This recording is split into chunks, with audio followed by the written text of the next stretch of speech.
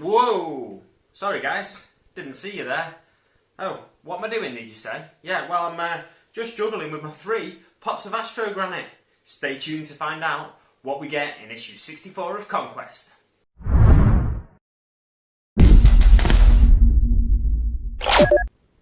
So, what do we get in this week's issue of Conquest? Well, we get a pot of Astrogranite, of course. That makes it 3 in total that we've got.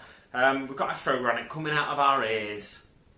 What else do we get inside the magazine and the pages of it? Well, on the front cover, first of all, we've got Astrogranite refill. It says, as if we didn't know, the Sol system, and then highlighting your models. Oh, I wasn't aware we were getting some more highlighting details. I should have looked in closer detail on the back of the previous issue. So, opening it onto the first page, we get a lovely, I don't know what to call these. They've got like a term in terms of in mapping, but it's a Sol system diagram, for want of a better description there. And yeah, it shows you where everything is in the Sol system. You've got Sol being our sun in the current timeline, like where I am now and where I'm recording this video, in the year 2000, not 19 anything, 2019. And then it goes on to show what's around us there in various places, all the way out to Necromunda, Elysia, Fenris, Vordrast, Hydropur, and then further out in the Sol system. That's the Segmentum Solar. That's what's around there. But inside the Sol system, you've got the Sun at the centre, Holy Terror, Mars, Saturn, Jupiter, Venus, 9 planets, not 9, there's only 8. Pluto's not a planet anymore, it's an exoplanet now. And then Holy Terror, orbiting Holy Terror, you've got the Phalanx and Luna. Deimos orbits Saturn, as does Titan, Enceladus, Mimas, Tethys, never heard of Tethys before, and Iapetus or Iapetus, I'm not sure. And then orbiting Mars, we've got Phobos and Ferrum Raptoris, the Adeptus Custodes Starkeep. I had not heard of that before either. Even when I read this magazine today, I didn't bother looking at the diagram here. I just went straight to the text for some reason. I normally look at the diagram. Anyway, on to the next page. We've got Terra, which is orbited by Phalanx. It's a little more detail basically on Terra and the nearby planetary body. So Terra, Luna, Phalanx is orbiting Terra as well as Luna. Mars and Titan, they're the main 4 active places in the Sol system. Terra being the homeworld of mankind and the birthplace of it.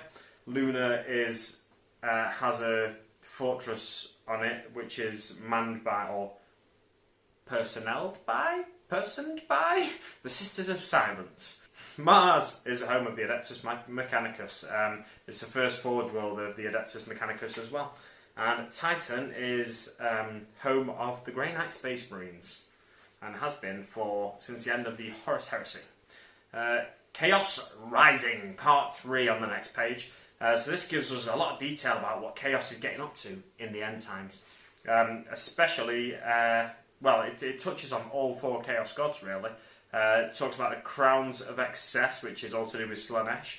The War in the Rift, which is where Tzeentch schemed to have basically all 4 gods fight each other. They first off they showed Khorne what Nurgle was doing in the Scourge Stars, and setting up their own sort of base of operations in reality, in the mortal realm. That's the Age of Sigmar thing, isn't it? But in real space, setting up their own base of operations in the Ultima Segmentum, or the Ultima Segmentum rather. And then they fostered Khorne's jealousy rather, and advised Khorne to sort of point them in the right direction, let them loose, and they sent them into real space to take on Nurgle, and then Slaanesh gets involved, fighting for whichever side it fancies at the time. And yeah, all kinds of chaos happens, which is funny because it's Chaos Rising section, isn't it? On to the next page, we get Faction Focus. Who is it though? It doesn't say on the front. It's a faction focus on Tyranids. Tyranids are a race that I have not much interest in the 41st millennium.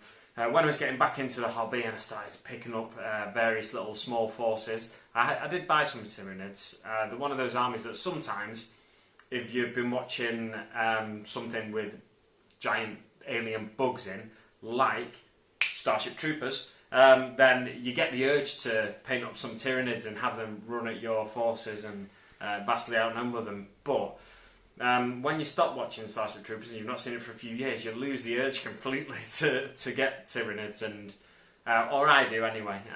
You know, some people love Tyranids, love the way they look, love the way they play on the battlefield and stuff like that. But I've never been that drawn to Tyranids. Occasionally, I think it was the last time I got an urge was when I watched Pacific Rim, because they've got these big monster creatures that are kind of like kaiju but on a smaller scale.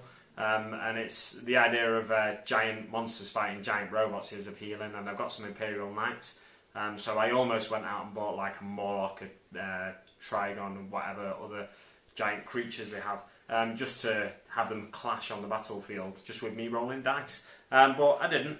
Anyway, the Tyranid race, they're an extragalactic race. They come from the void between galaxies, basically. They've come into the galaxy, mostly up through the south, I'm trying to think on a compass here, the southeastern part of the galaxy where the Ultima Segmentum is. The Ultramarines have a specific company, I think, that are the Tyrannic War Veterans. It might even be the first company, and it's probably the second company, I'm not sure. Because the veterans are in the first company, but it might be something to do with they've got Tyrannic War Veterans specifically in another company. I did touch on it, a video not too long ago, probably about a month or two ago. But I can't remember for the life of me which company it is. But anyway, yeah, they have the Tyrannic War Veterans. They were amongst the first Imperial forces to take on the Tyranids in any great numbers. And then Ortan Cassius, it was the issue with Ortan Cassius, he was seconded to the Death Watch and fought a Tyranid Genestealer cult uprising. Genestealer cults sort of adjacent to Tyranids in terms of factions.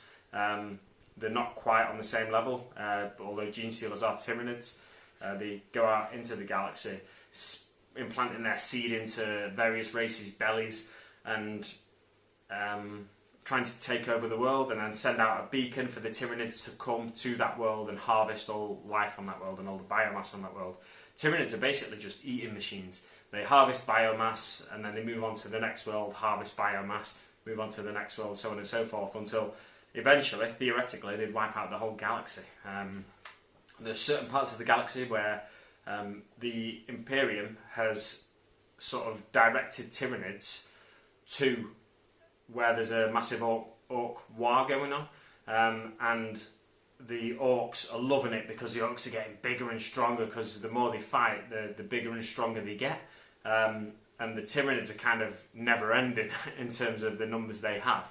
So they're just consuming more orc biomass, growing in size, or being able to keep producing more and more Tyranids. But the Tyranids the orcs are just loving the fighting, they're growing in size themselves. It's calling more orcs to that area because of the psychic call that orcs get when there's a war going on nearby, and the urge they get to travel to that sector. So it's just like it's a melting pot, it's like a pressure cooker, let's say. It's a pressure cooker environment where if one side comes out on top, the Imperium could really struggle, because I think it's not far from the Segmentum Solar.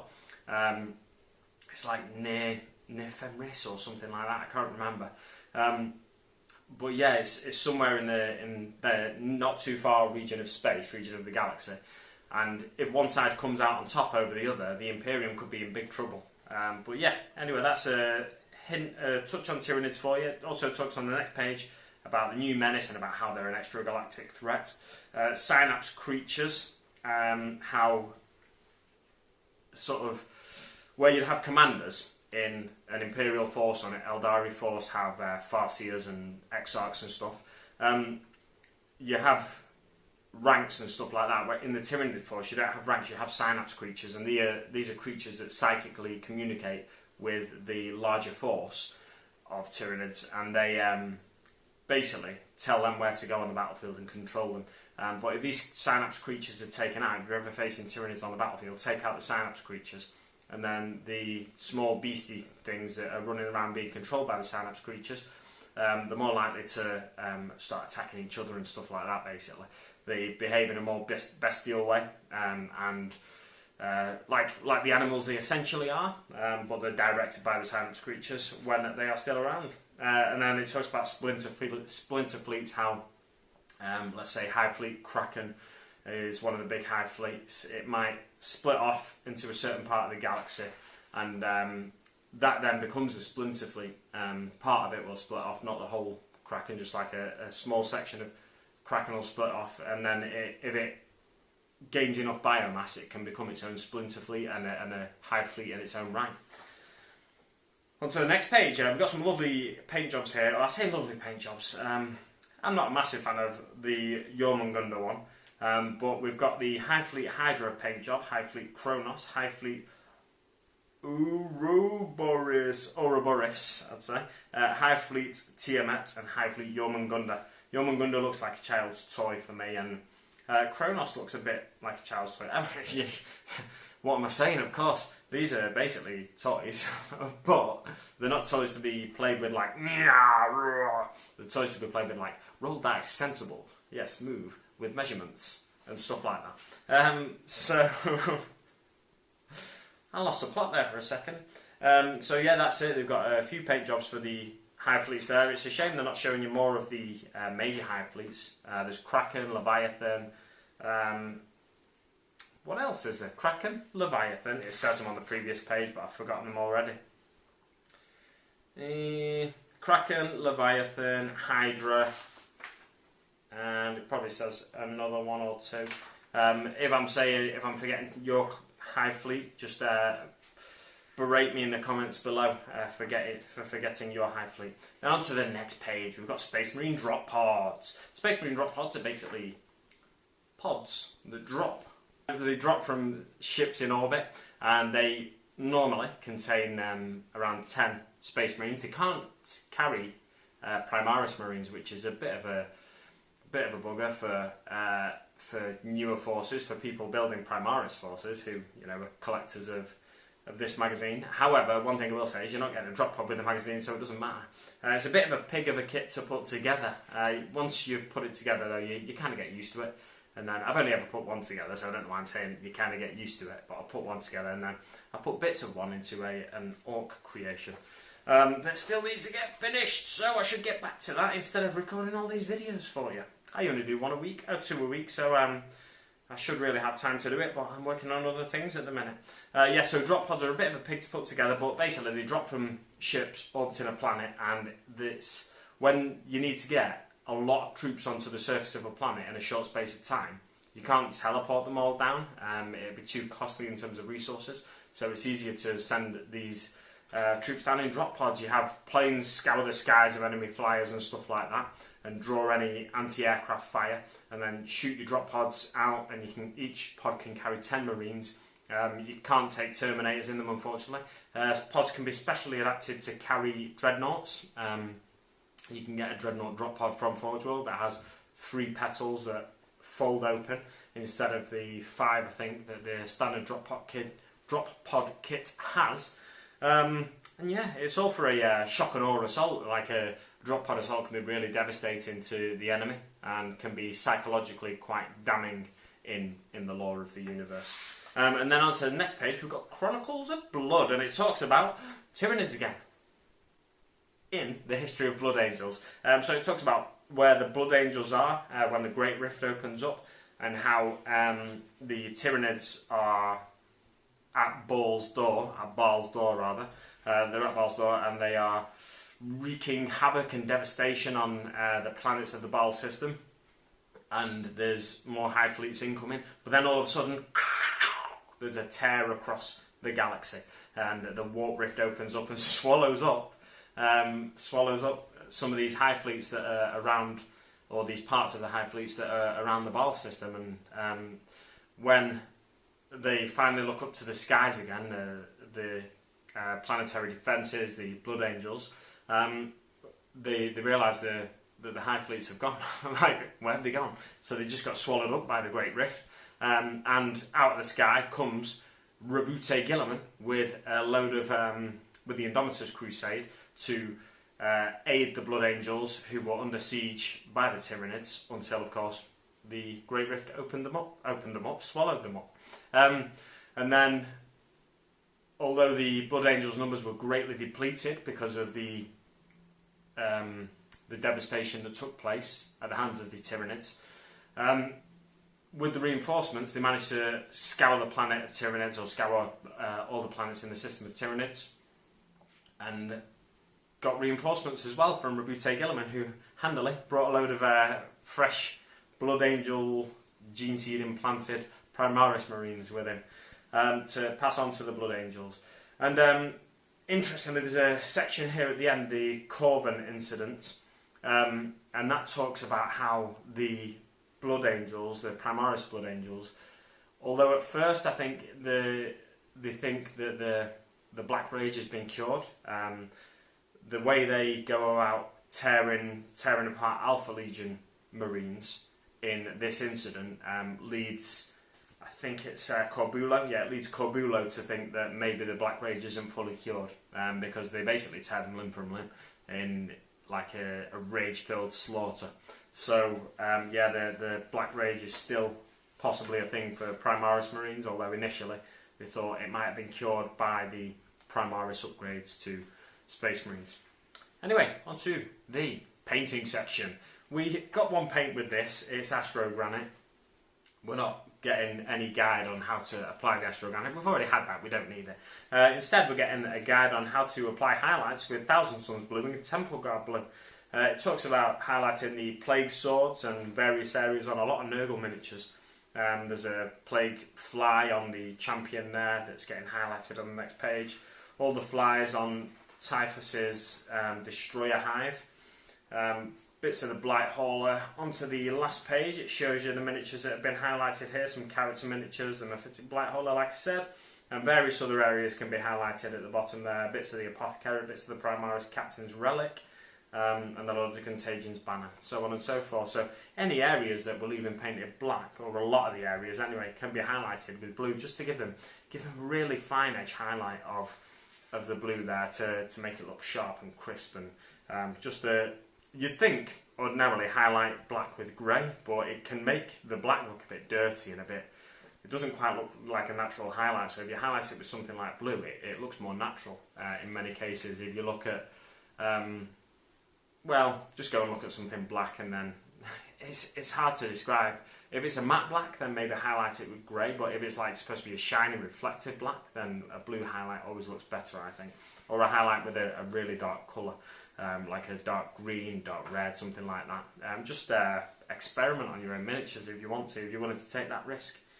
Anyway, on to the next page. It's the tutorial custom mat setups.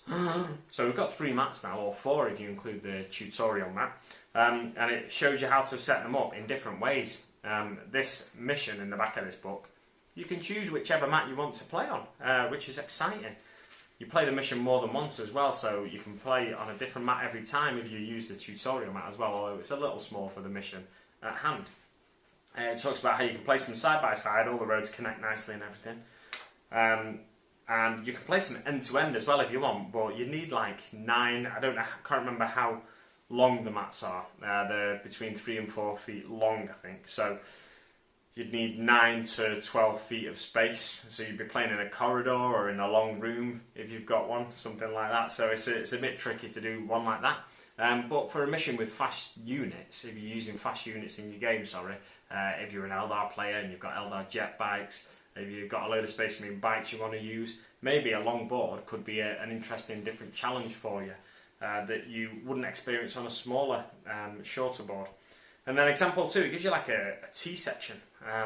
So you place one long ways and one vertical, one horizontal as you look at it. You can see it on the green screen behind me there.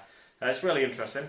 Also, it gives you a guide on how many mats to use, depending on the size of the forces you're using. If you're using 2 units and 1 hero, for example, just use 1 mat. 4 units and 2 heroes, why not use 2 mats? 6 units and 3 heroes, 3 mats. 7 units, or 7+ units, and 3+ heroes, formats. Which format is a word for a different day.